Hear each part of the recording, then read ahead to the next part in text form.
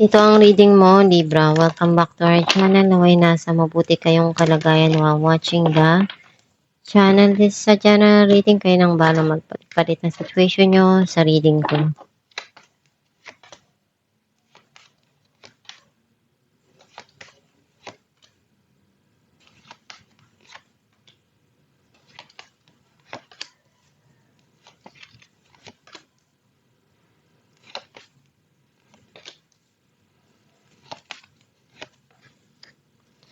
At the bottom of the deck, 3 of Pentacles. I feel like ang nasisense ko na energy mo, nakita ko na andun yung inaayos mo yung buhay mo ngayon.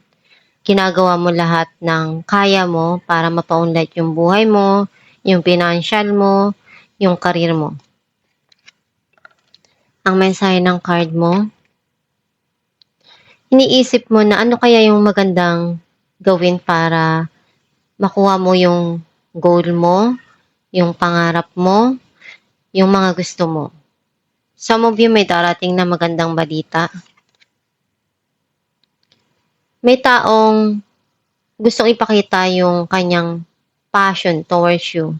Or kahit anong paraan na kaya mo or alam mo, gagawin mo para magtagumpay at makuha mo kung ano yung pangarap mo sa buhay.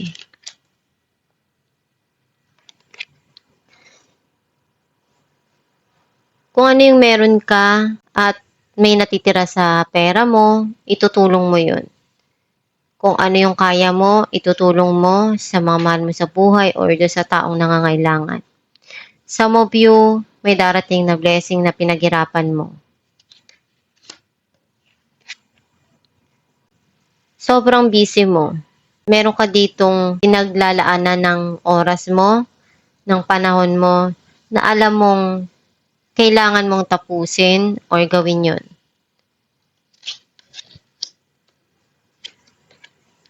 May gusto kang sabihin or linawin dun sa mga nangyari sa sitwasyon mo. Ngayon, unti-unti ka nang mas napapalapit sa Diyos, natututo ka na isipin kung ano yung mas magiging maganda yung kinabukasan mo, yung ikakabuti ng lahat sa buhay mo.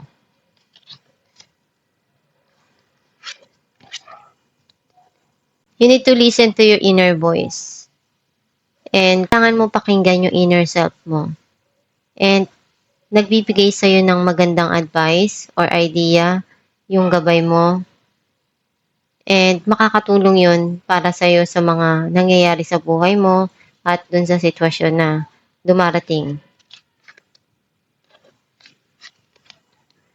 Itong tao na to gusto niyang iparamdam yung pagmamahal and i-offer yun sa'yo.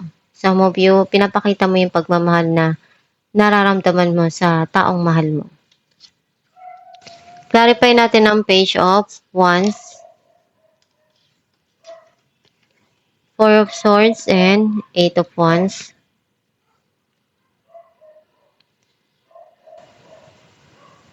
Meron ditong opportunity na darating sa buhay mo.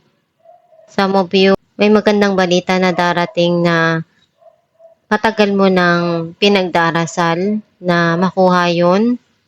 And andun yung gustong-gusto mo itong opportunity na to na gusto mong makuha. Clarify natin ng Six of Pentacles, Ten of Pentacles, and Ten of Swords.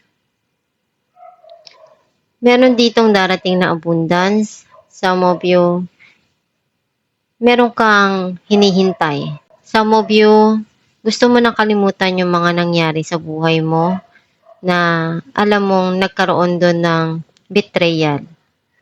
And mas gusto mong bigyan ng attention kung paano mo mapapaganda yung financial mo.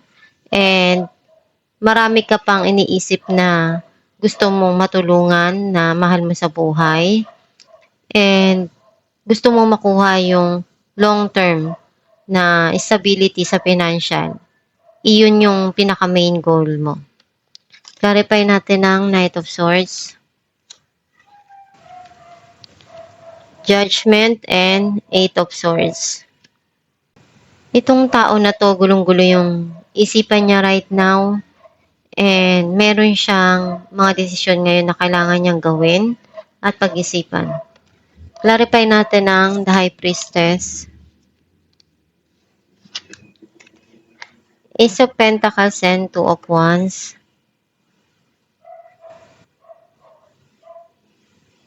Meron ditong darating na bagong trabaho or bago mong pag-iinvestan. And may mga plano kang gawin dito para sa ikagaganda ng buhay mo. And kailangan mong pakinggan yung intuition mo. Clarify natin ang King of Wands, Knight of Cups, and King of Pentacles. Gusto mong maging stable yung income mo. And andun yung pagmamahal na gusto mong ipakita dun sa sarili mo, sa mga mahal mo sa buhay. And kahit anong mangyari, gagawin mo lahat ng makakaya mo para magtagumpay. Some of you, itong taon na to, sobra yung pagmamahal niya na gustong ipakita. And kung ano yung makakaya niya na may offer sa'yo, ibibigay niya. Clarify natin Knight of Wands, the Hierophant, and Eight of Cups. Kung ano yung magpapasaya sa puso mo, yun yung gawin mo.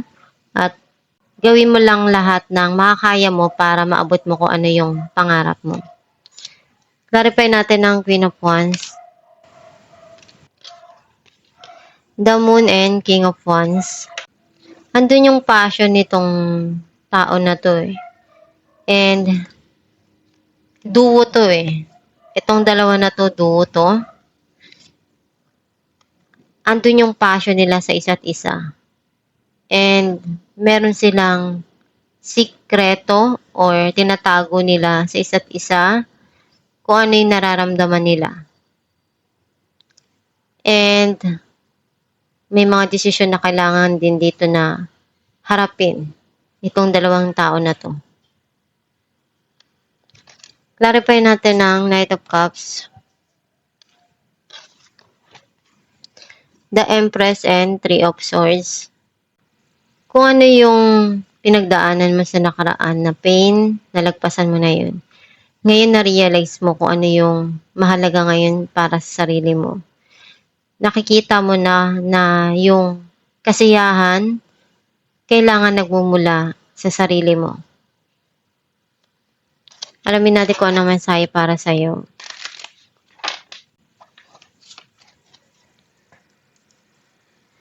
I choose to be a super attractor and have unwavering faith in the universe.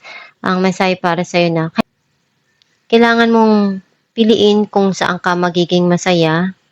Kasi kung hindi ka naman magiging masaya dun sa ginagawa mo, sayang lang yung panahon mo, oras mo, na binibigay mo dun. And kailangan sa bawat ginagawa mo or palagi mong iisipin na kapag meron kang gustong maabot sa buhay, samahan mo palagi ng tiwala sa sarili at sa Diyos Ama para ma-attract mo kung ano yung magandang darating sa buhay mo. And pag malakas yung connection mo sa Diyos, maganda rin yung dumarating sa buhay mo.